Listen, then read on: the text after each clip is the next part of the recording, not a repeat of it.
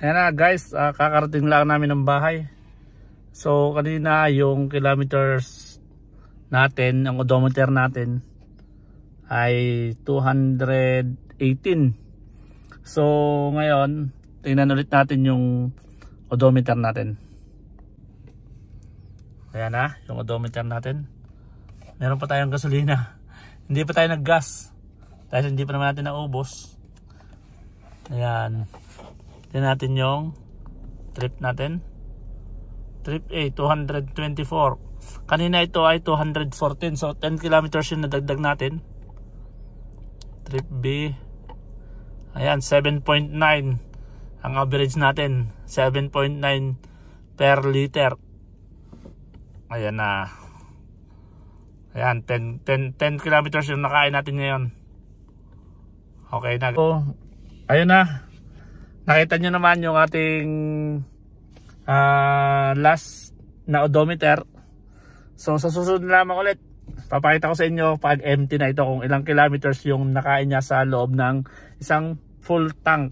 Okay. Bye bye. Good morning guys. So ngayon isi-share ko naman sa inyo ang ating odometer. Nasa around 250 kilometers na.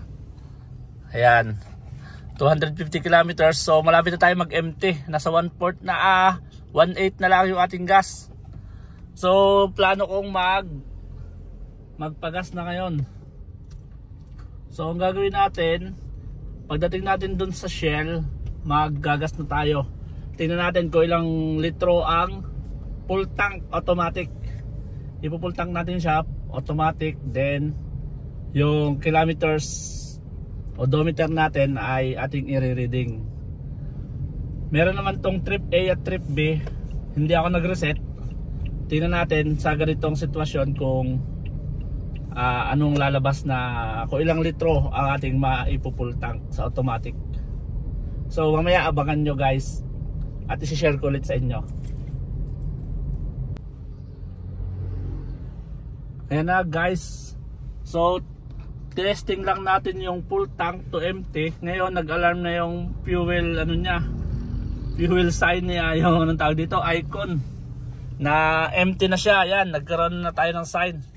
So from full tank to indication na yan, yung light indication ng fuel na empty ay 254 kilometers from full tank automatic to empty. So ngayon malapit na tayo sa Shell. Ayun yung Shell, mga ilang meters na lang, siguro mga 80 meters, magpo-full tank na ulit tayo. So tingnan natin kung ilang litro yung isang full tank ulit from empty.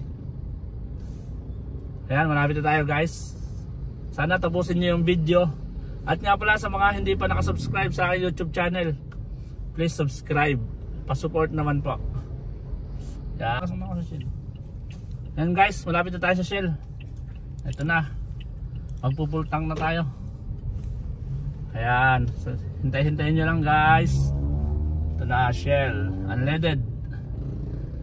Unleaded. Magkano kaya isang litro ng unleaded? Ayan, hintayin lang natin guys. Kailangan natin mag-off ng makina. Where are you? Yan, malapit na guys.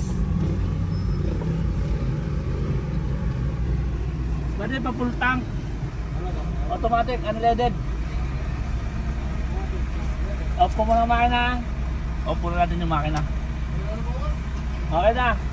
Magkano litro?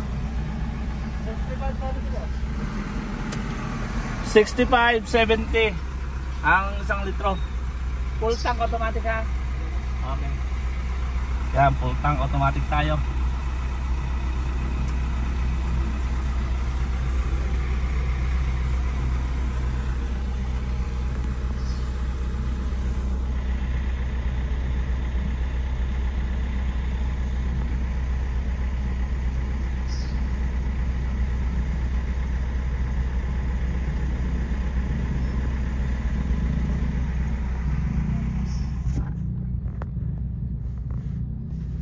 Yan, nataas na yung gauge natin.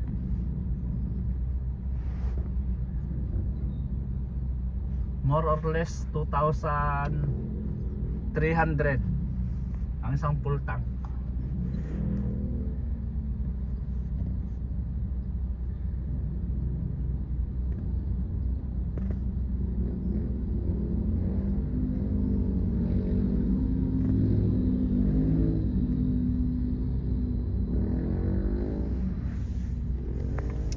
Ayan na guys. Ayan na guys. Tumataas na yung fuel gauge natin. Ngayon ay nasa 20 liters. Ayan. Nakita ka? 22. Ayan na. 65.70 ang per liter. Yeah, wala pa daw full. Ilang litro kaya ito? Tignan natin kung ilang litro. Full tank automatic. Okay, kaya ka sa ano 2,200. Ah sige. Try natin 2,200. Yan.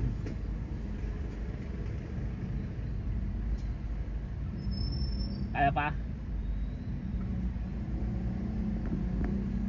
Yan.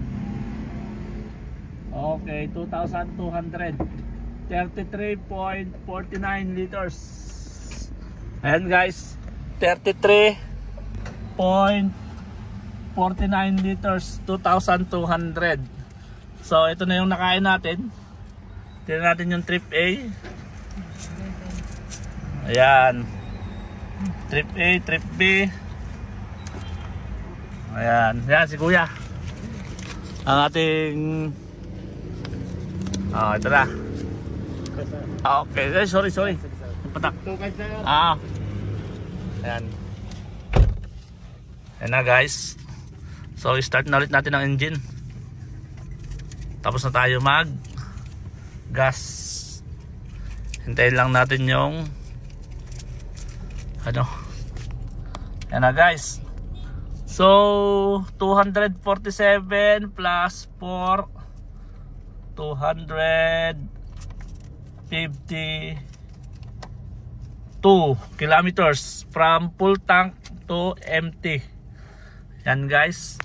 So sana meron naman kayo napulot na kaalaman dito sa ating Toyota Vios 1.3 CVT, XLE CVT automatic transmission. So thank you very much. Bye bye.